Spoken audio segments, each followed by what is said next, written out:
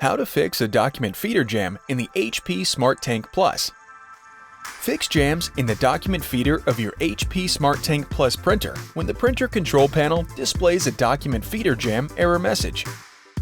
Check the document feeder for jammed paper. Remove all paper from the ADF or automatic document feeder and then lift the ADF cover. Remove any jammed paper in the printer. Push down the cover until it snaps into place.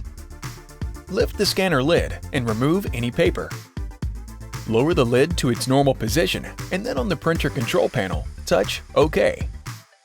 Load the original document back into the document feeder, adjust the guides, and then scan the document. If the error persists, continue to the next step. Dust and debris on the separator pad and pick rollers can cause jams and feed issues. Before cleaning, gather a lint-free cloth and distilled or bottled water. Turn off the printer and then disconnect the power cord from the printer. You must disconnect the power cord to avoid injury or damaging the printer. Remove all paper from the document feeder tray. Lift the ADF cover and locate the separator pad and pick rollers. Dampen a lint-free cloth with water and squeeze it to remove any excess water. Clean the separator pad with the lint-free cloth to remove any buildup or debris.